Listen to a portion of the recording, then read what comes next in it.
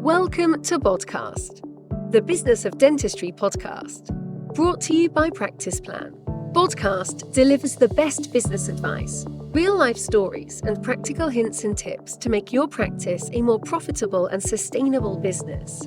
And now, here's your host. In this episode, brought to you by Wesleyan Financial Services, we look at retirement planning for dentists. In particular, looking at the option of partial retirement versus retiring, then returning to work, and how both options will impact pensions.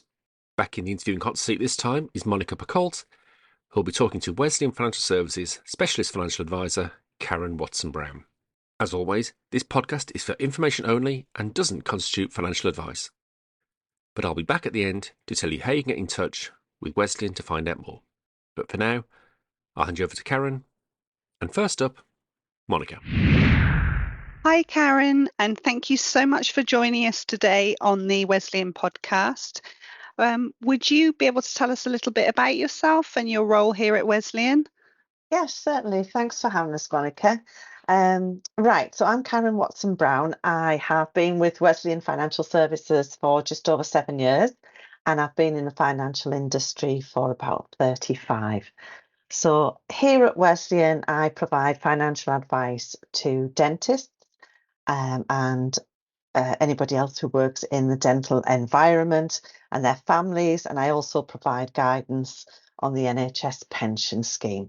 So that can be quite complex for some of our clients. Definitely. It sounds like you've got a lot of experience there, Karen. Thinking about guidance for NHS pensions, during recent times, we've seen a number of changes in terms of flexible working patterns.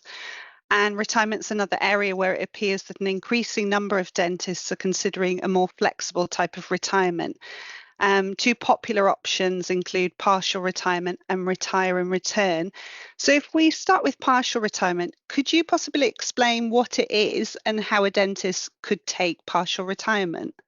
Yes, sure. So partial retirement, it gives somebody the option to gradually transition from full-time work to full-time retirement, because that could be quite a life-changing event. And if somebody's worked for 40 years plus, they might not want to stop working completely. They might want to transition into it.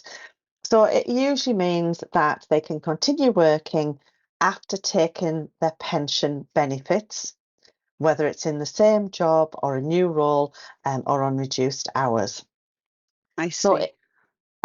So if they're a member of the NHS pension scheme, this allows, because they've got to be an active member to use this, this allows them to access the pension, whether it's all or some of it. So it can be from as little as 20% of the pension up to 100%, and continue working in the NHS. So that was only previously available for members of the 2008 and 2015 schemes, but as at October last year, it's been introduced for members of the 1995 scheme as well, which is great because it's those members that are coming up towards retirement age. Well, that's good. Right, so as well as extending their retirement options to all members across the schemes now, the offering's been enhanced a little bit. So it means that you can partially retire. You can claim up to 100% of your pension, but you don't have to worry about getting your job back again because you don't actually leave it. Okay. I see. That's the main difference between retire and return and partial retirement. There is one thing to be aware of, is that if you do partial retirement, then you've got to reduce your pensionable pay by at least 10%. What would you say are the benefits of partial retirement? So the main one, is like I mentioned before, was when people retired and returned to work, they took a 24-hour break. Mm-hmm. Now, historically, you just took a 24-hour break from Friday to Monday and you came back to work. But now you have to apply for the position if you retire and return. With partial retirement, you don't have to do that. You retain your contract when you partially retire. So it includes, like, if you're working as a dentist in a hospital environment, it'll include your seniority payments, any discretionary points that you've built up, which if you did retire and return, you would actually lose those. Also, you maintain your benefits. So while you're accessing your pension from, say, your 95 scheme or your 2008 scheme, you can maintain your benefits in the 2015 pension scheme. So when you come back to work and you start earning again, you can keep contributing to that 2015 pension scheme, which is a great advantage. And that's something that wasn't available before to some members.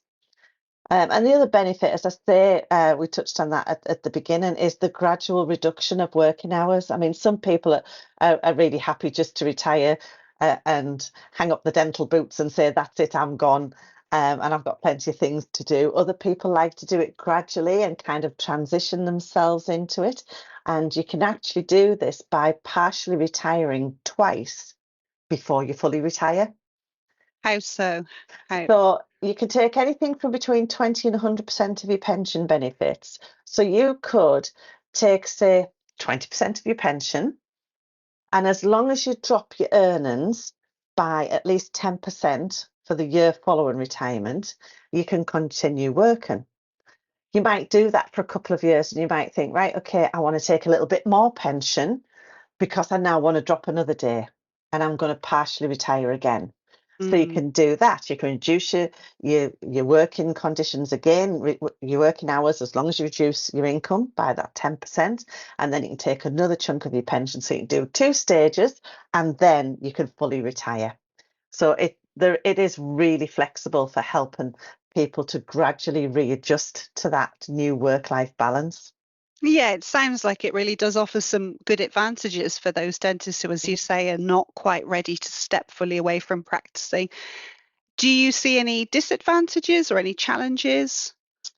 The challenge is one, reducing your pensionable pay. So when you do partial retirement, you must reduce your pensionable pay by 10%. And that's usually done by reducing your hours. So that's fine if you're an associate and that's agreed within your practice. But if you're a business owner or a practice owner, that's a little bit more difficult, because you're going to step away from the business for those days. And do you have somebody else to step in and kind of manage the business for you? It might be difficult if you don't reduce your pay, your pension could be stopped.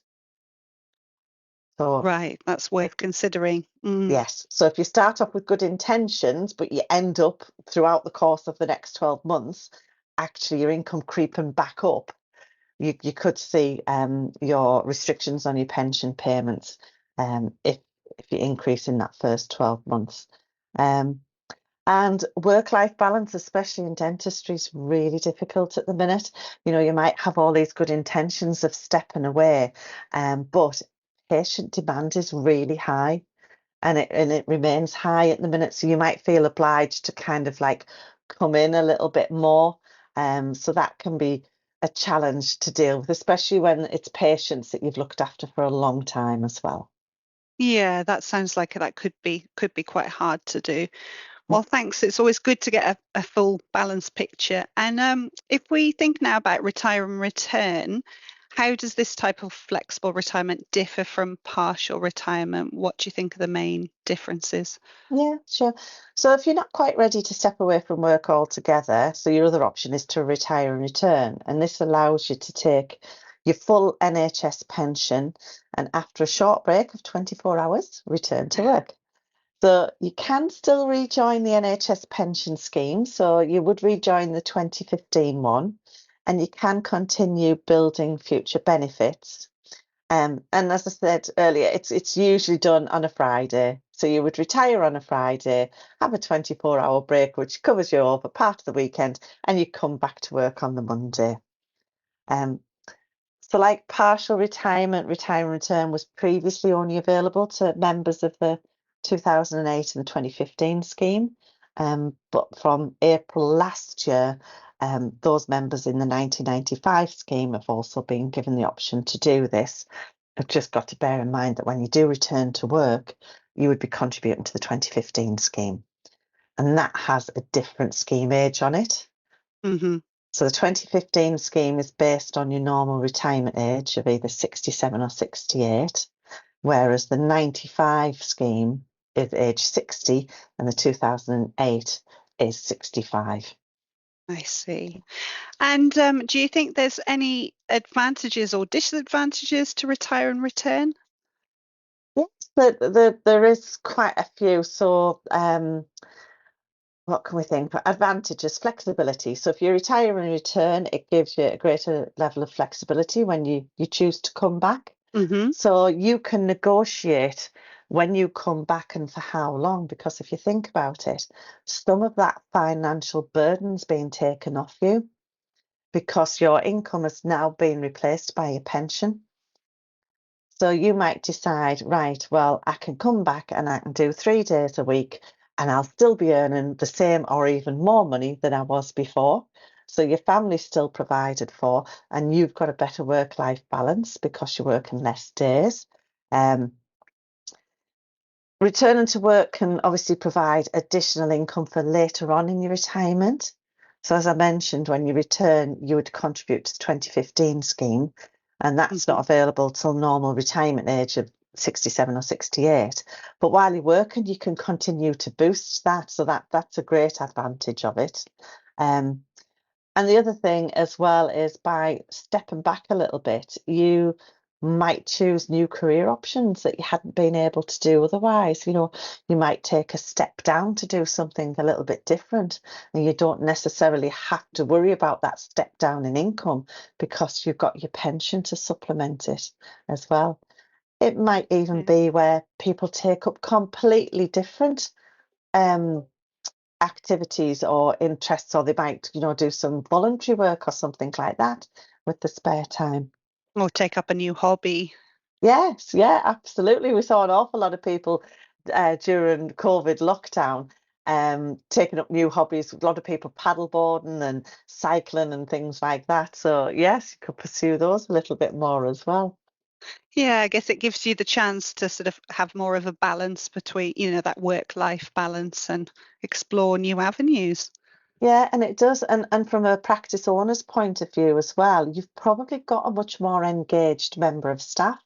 Because if your associate is now working less days, but they're happier because they've got more free time to do the things they like, they can very well be more productive for the days that they're in. Definitely, definite advantage there. And do you think, on the flip side, do you think there are any challenges of retire and return? Yeah, the main thing is that obviously you're going to be earning your income, and now you're going to be getting your pension. So you'll get your earned income taxed at your normal income rate tax bands, but now you've got to remember your pension's added on top of that. So that could actually take you into a higher tax bracket, which could lead to increased taxation. If you decide to retire and return, this is the big difference between partial retirement. When I mentioned before that you partial retirement, you don't give up your contract. With retire and return, you do. So this means that you have to give up your contract, come back to work, and your employer has to agree to allow you back to work. Okay. So if there isn't the need for you, you might not necessarily get the contract that you want.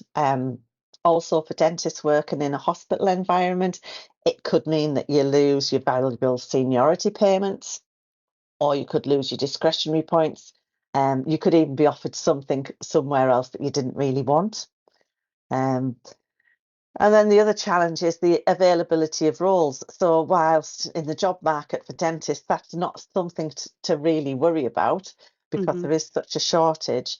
However, it might be a little bit more difficult to get the part-time roles that you want, or the locum roles that you want, because they're not always available. So that is just something to consider and negotiate before you actually go ahead with the retire and return. Oh, thanks, Karen. That's really insightful.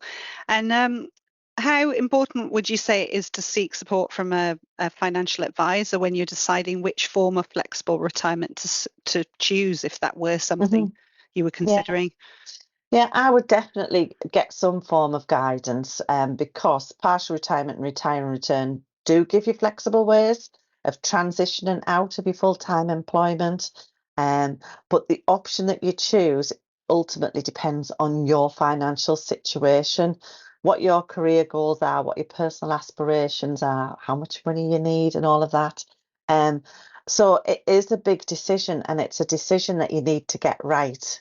Um, so it is worth talking to somebody who understands the intricacies of the NHS pension, as it can be quite a complex area, and just, seeking that little bit of extra guidance before you put your forms in and you sign on the dotted line.